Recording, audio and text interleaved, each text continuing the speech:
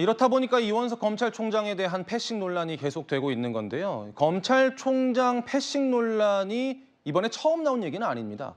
지난 5월에 검사 인사와 관련해서도 이런 논란이 일었던 바가 있습니다. 그 당시 목소리 듣고 오시죠. 어제 검찰 인사 있었는데 총장님과 충분히 사전 조율 거친 게 맞습니까? 어제 단행된 검사장 인사는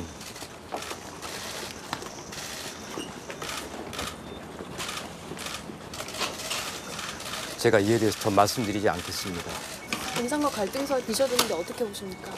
제가 드릴 수 있는 말씀이 아닙니다.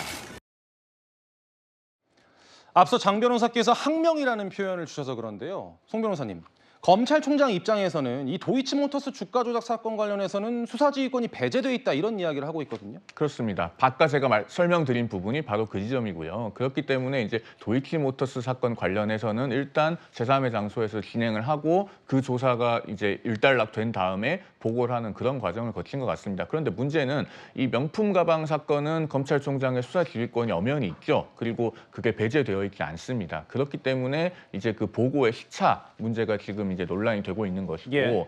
종합적으로 이제 이 사안을 보면은 그래서 지금 이런 제3의 장소에서 조사를 한 문제 때문에 이렇게 검찰총장과 중앙지검장 간의 갈등설이 불거지고 여러 가지로 논란이 일어나고 있는 것이 대단히 아쉽습니다. 그러니까 장소적인 측면에서 사실 제3의 장소도 물론 전혀 이해가 가지 않는 바는 아닙니다. 현직 대통령의 배우자이기 때문에 경호나 안전을 고려했다는 설명도 납득이 안 가는 것은 아니지만 지금 그 2020년에 문재인 정부에서 검찰 수사 사건의 비공개에 관한 규칙을 만들지 않았습니까? 그래서 지금 포토라인 같은 것은 다 폐지가 됐고 그리고 과거에 그래서 조국 전 법무장관이 대표적인 케이스죠. 중앙지검에 비공개로 출석을 했고 그 출석하는 장면이 언론에 공개되지 않은 바 있습니다. 그러면 마찬가지의 전례를 따라서 중앙지검에서 비공개로 조사를 하는 것이 가능하지 않았을까라는 생각이 들어서 아쉬움이 남는 것이죠. 예, 지금 그림에서 보시다시피 지난 5월에도 패싱 논란, 그리고 그제 비공개 소환 조사 관련해서도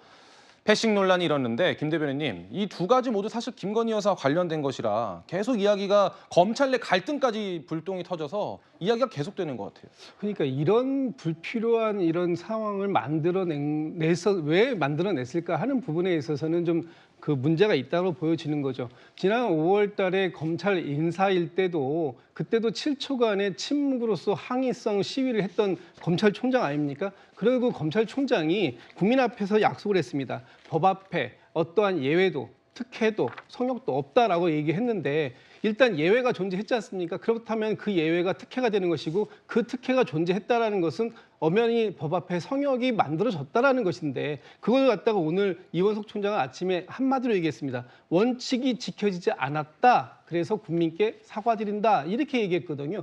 그렇다라는 것은 김건희 여사에 대해서 일반 국민들이 똑같은 법 적용을 받지 않고 있을 거다라는 이런 얘기들, 그리고 특히 살아있는 권력에 대해서 검찰이 제대로 수사를 할 수 있겠느냐 하는 그런 의구심을 증폭시키는 그런 상황이었다라고 보여지고 이 수사 결과가 어떻게 나오든지 간에 이것은 분명히 김건희 여사에 대한 특검법의 그런 그 필요성 이런 부분들이 또다시 점화되는 그런 계기를 만들었다는 점에서 이 비공개 소환 조사를 중앙지검이 아닌 제3의 장소에서 한 것에 대해서는 아마 큰 오판을 한 것이다 이렇게 보여집니다. 오판을 했다라는 말씀 주셨습니다. 특검법의 계기를 또 한번 마련했다는 말씀도 주셨는데 권행정관님의 의견 한번 들어볼까요?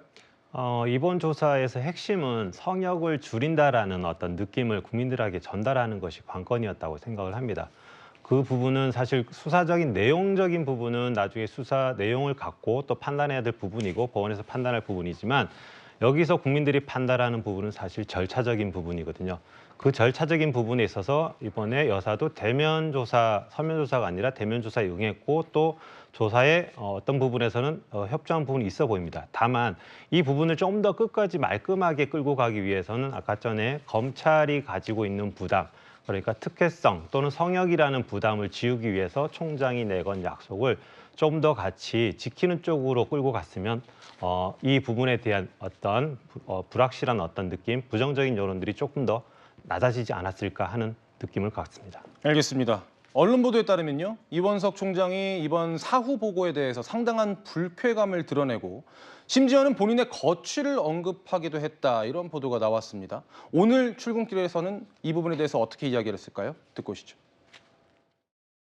저는 2022년 5월 23일 검찰총장 직무대리로 일을 시작했습니다. 오늘이 만 2년 2개월이 되는 날입니다. 2년 2개월이나 검찰총장의 역할을 했기 때문에 제가 이 자리에 무슨 여한이 있고 또 무슨 미련이 남아 있겠습니까? 헌법 원칙을 지키겠다는 약속을 했기 때문에 제가 할 수 있는 일을 최선을 다해서 하고 그것이 부족하다고 하면 그때는 제 거취에 대해서 판단해 보도록 하겠습니다.